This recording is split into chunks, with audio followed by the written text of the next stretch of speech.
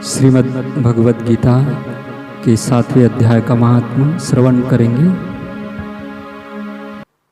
भगवान शिव कहते हैं, हे पार्वती, अब मैं 7वें अध्याय का महात्म्य बतलाता हूँ, जिसे सुनकर कानों में अमृत राशि भर जाती है। पाटलिपुत्र नामक एक दुर्गम नगर है, जिसका गोपुर द्वार बहुत ही ऊंचा है। उस नगर में शंकुकर्ण नामक एक ब्राह्मण रहता था।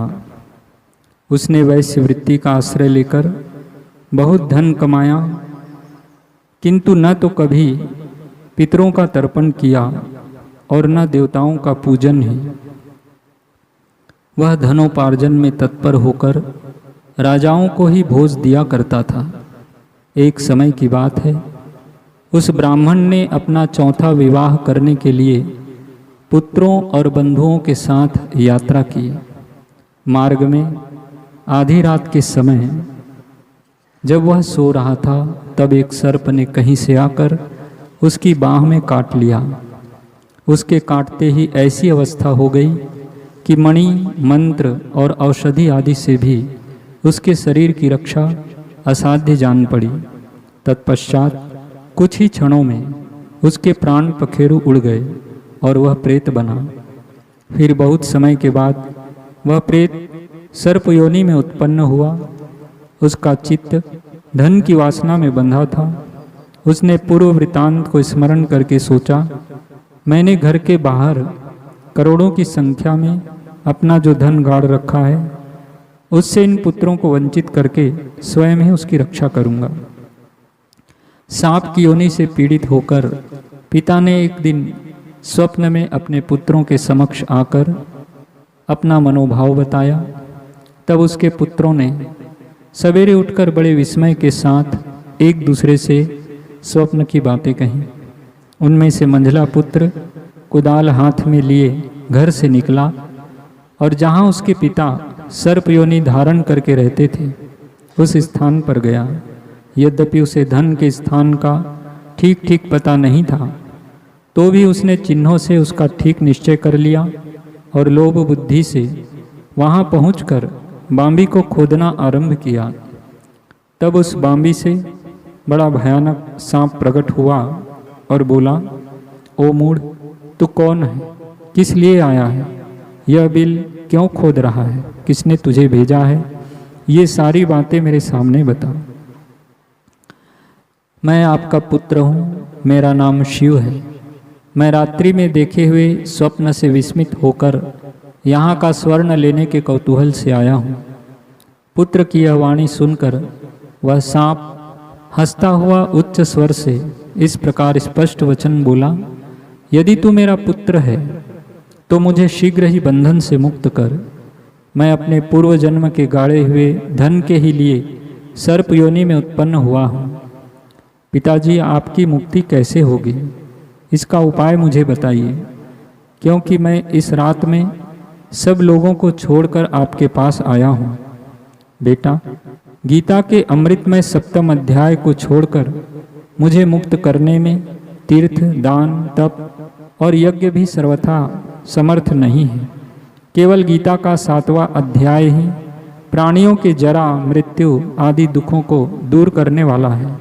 पुत्र, मेरे श्राद्ध के दिन गीता के 7वें अध्याय का पाठ करने वाले ब्राह्मण को श्रद्धापूर्वक भोजन कराओ।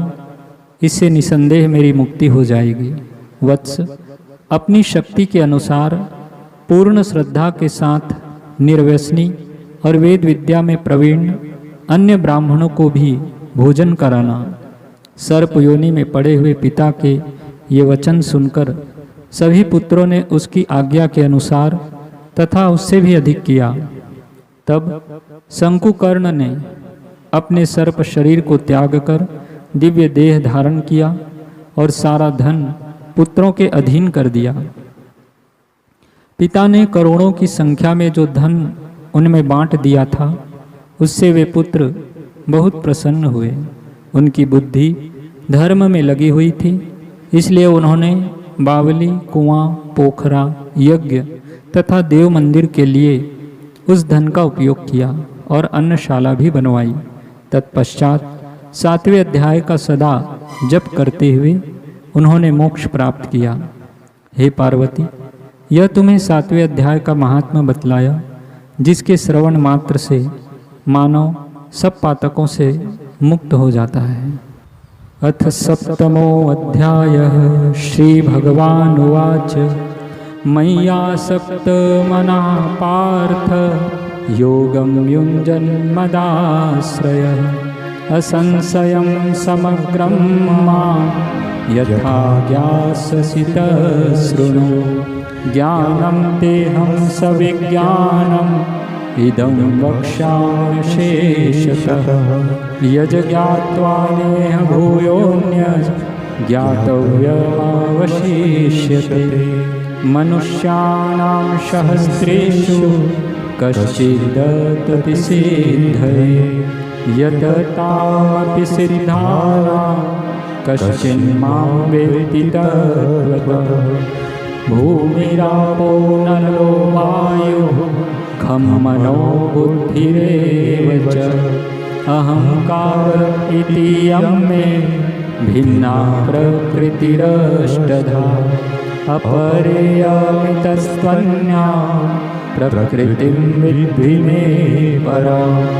जीवभूतां महाबाहो ययेदं धायते जगत् एतद्योनीनि भूतानि सर्वाणीत्युपधारय।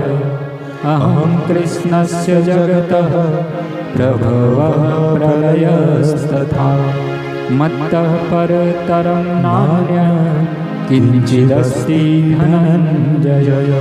मयि सर्वमिदं प्रोतं सूत्रे मणिगणा इव। रसोऽहमप्सु कौन्तेय प्रभास्मि शशिसूर्ययोः। प्रणवः सर्ववेदेषु शब्दः खे पौरुषं नृषु। पुण्यो गन्धः पृथिव्यां च तेजश्चास्मि विभावसौ। जीवनं सर्वभूतेषु तपश्चास्मि तपस्विषु। बीजं मां सर्वभूतानां विद्धि पार्थ सनातनं। बुद्धिर्बुद्धिमतामस्मि तेजस्तेजस्विनामहं। बलं बलवतां चाहं कामरागविवर्जितं। धर्माविरुद्धभूतेषु कामोऽस्मि भरतर्षभ। ये चैव सात्विका भावा राजसास्तामशाश्चर्ये। मत्त एवेति तान् विद्धि न त्वहं तेषु ते मयि। त्रिभिर्गुणमयैर्भावैः सर्वमिदं जगत्। मोहितं नाभिजानाति मामेभ्यः परमव्ययम्। देवी हेषा गुणमयी मम माया दुरत्यया। मामेव ये प्रपद्यन्ते मायामेतां तरन्ति ते। न मां दुष्कृतिनो मूढाः प्रपद्यन्ते नराधमाः। मायया परहतज्ञाना आसुरं भावमाश्रिताः। चतुर्विधा भजन्ते मां जनाः सुकृतिनोऽर्जुन। आर्तो जिज्ञासुरार्थार्थी ज्ञानी च भरतर्षभ। तेषां ज्ञाने नित्ययुक्त एकभक्तिर्विशिष्यते। प्रियो हि ज्ञानिनोत्यर्थम् अहं स च मम प्रियः। उदारः सर्व एवैते ज्ञानी त्वात्मैव मे मतम्। आस्थितः स हि युक्तात्मा मामेवानुत्तमां गतिम्। बहूनां जन्मनान्मध्ये ज्ञानवान् मां प्रपद्यते। वासुदेवः सर्वमिति स महात्मा सुदुर्लभः। कामैस्तैस्तैर्हृतज्ञानः प्रपद्यन्तेऽन्यदेवताः तं तं नियममास्थाय प्रकृत्या नियताः स्वया यो यो यां तनु भक्तः श्रद्धया चेतुमीक्षते तस्य तस्याचलां श्रद्धां तामेव विदधाम्यहम् स तया श्रद्धया युक्तस्तस्याराधनमीहते लभते च ततः कामान् मय्येव विहिताः अन्तवत्तु फलं तेषां तद्भवत्यल्पमेधसां देवान् देवयजो यान्ति मद्भक्ता यान्ति मामपि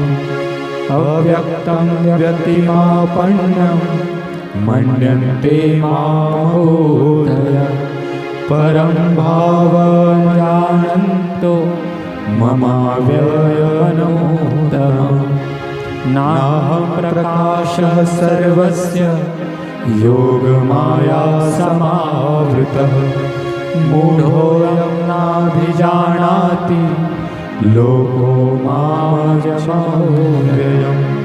वेदाहं समतीतानि वर्तमानानि चार्जुन भविष्याणि च भूतानि मां तु वेद न कश्चन इच्छाते समुत्थेन द्वन्द्वमोहेन भारत सर्वभूतानि सम्मोहं सर्गे यान्ति परन्तपः येषां त्वन्तगतं पापं जनानां पुण्यकर्मणां ते द्वन्द्वमोहविर्मुक्ता भजन्ते मां दृढव्रता जरामरणमोक्षाय मामाश्रित्य यतन्ति ये ते ब्रह्म तद्विदुः कृष्णम् अध्यात्मकर्म चाखिलम्